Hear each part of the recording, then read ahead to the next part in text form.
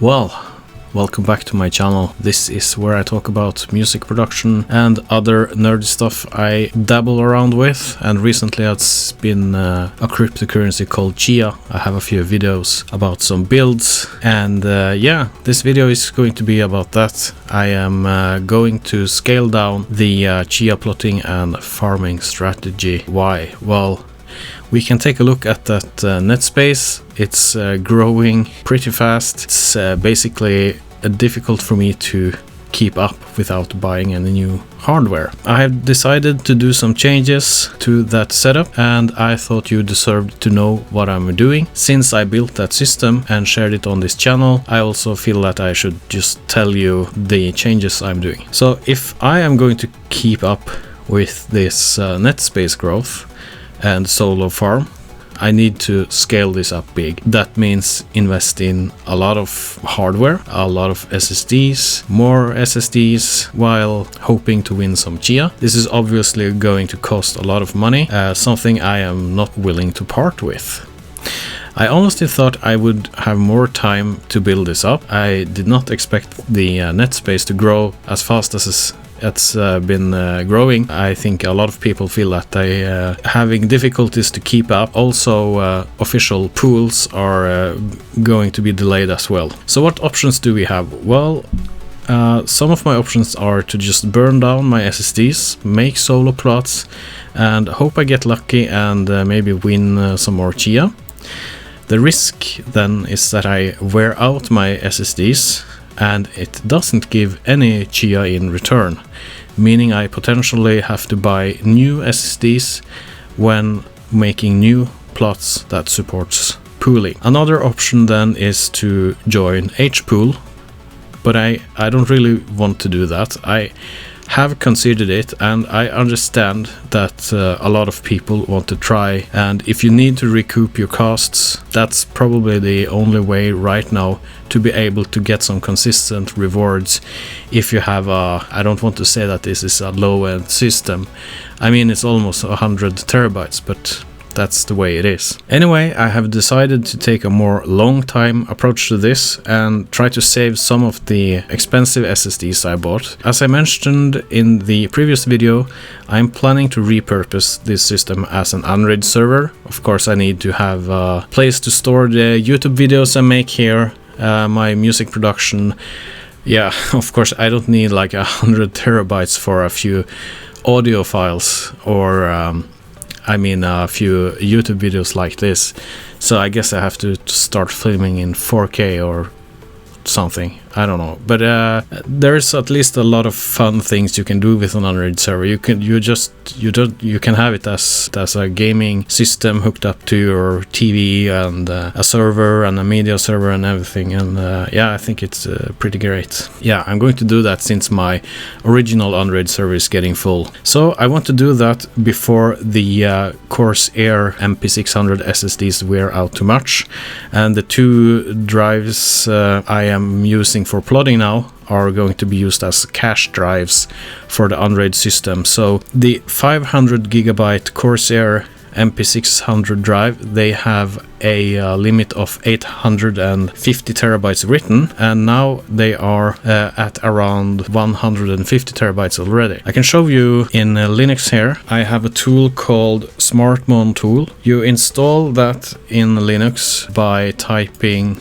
sudo apt-get install smartmon tools like this, and you just type yes and install everything, and then you can type sudo smartctl-t long-a and then the path to your NVMe drive, and you have to type your password, and you can see how much you have left on your drive here. You get some information on the SSD, a lot of information actually. So you can see it's a Force MP600, serial number, firmware version, some other stuff.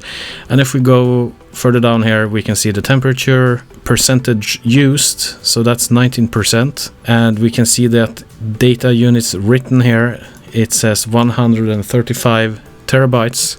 So that means I actually have a lot of to go for the Android system. So I don't want to use it up. I just want to keep it as it is now. My gaming PC, which I'm using here now, also has been used as a plotter, where I have a bunch of old Kingston SSDs hooked up into just one drive. So I have 3 120GB Kingston SSDs, which I'm using Windows storage spaces to combine into just one drive. And here is a tool you can use to see the health of your drives in your system. It's called Crystal Disk Info. So on the first SSD here, it's on 47%. When I began this, it was around 80. On the third one is 48. And on the second and on the third one it's 53%. And then I have the Samsung 950 Pro as my system drive. I'm using it for storing my music production projects and things like that. I've used that for plotting also now, but I'm going to stop do that because it's 90%, and I would just like to keep it, try to keep it healthy at least. So I have about 45 terabytes of solo plots, and I'm going to move those to drives in my older PC, which is going to farm from this. And you don't need a high-end PC to just farm. You can do that from a Raspberry Pi as well. As for plotting, I am not going to stop plotting, but I'm going to scale it down, as I said. I'm going to use my less expensive SSDs as the one I showed you now here in my original old build here, and plot from that one and just fill up the remaining space. And when official serious pools are ready and online, I am slowly going to replace the solo plots with plots that supports pools. And but I'm not going to do that with the more expensive SSDs, since they are going to be used in the Unraid server. Also, I really don't want to buy any more hardware for this. It's of course very expensive, and it's looking difficult to get any stable return on investment. And I'm now at the point where I don't really have to get any return on my investment. I can afford to pay this, but if I had to buy more, I have to have some kind of return on investment for it. And I'm just not interested in stressing out. I'm not interested in competing with the growing net space. I'm just leaving it as it is, going on with my life, and just hoping for some luck, because that's a component in winning Chia as well. You can have just a few plots and you can actually win something. That's it's just pure luck. The amount of plots just give you a higher probability of winning, but you can actually win with fewer plots as well. I'm still at 2 Chia, and I won those about a month ago, I think, and after that nothing more has happened. You have to realize that when I make these videos, it's about showing you what I do, and you have to decide if this is something you are willing to use money on or not. Everyone have their own goals and reasons for doing things like this, so I'm not telling you to buy a system like this. I'm not telling you to invest your money in it. You have to just watch a few videos on YouTube, read a few articles here and there, and you have to make up your own mind if this is something you want to do. Don't take my word for it. I'm no expert. I'm not telling you to do anything. I'm just kind of showing you what I'm doing. I got a lot of comments on my previous videos, but I had one of these asking if he could use an enterprise SAS drive, spinning drive then, as a plot drive. And that's certainly possible, but it will take a longer time to create a plot, and you will have a difficulty to keep up with the growing net space. But if you think about the cost of creating that plot, that's very, very cheap. So if you have an old system, you could just configure it to plot on some old hardware without having to worry about recouping your costs.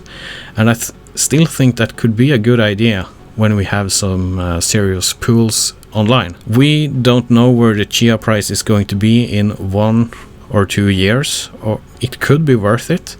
It could still be worth solo farming for what I know, or the entire project will just tank, no one will believe in it, and the price will just go down. I don't know. So I'm going to move some of the hard drives to the older system. I am plotting on the older SSDs that is not worth saving anyway. And I'm going to leave it to solo farm. And when pools are available, I will begin replacing the plots with poolable plots. The rest of the system with the Ryzen CPU, the MP600 and the memory and a bunch of the hard drives is going to be transformed to an Unraid server where you also can do a lot of fun things. And if you want to see a video about that, you should keep being subscribed to this channel or liking the video or disliking the video. It doesn't matter. I hope some of this makes sense. I just like to work with hardware like this. I think it's fun.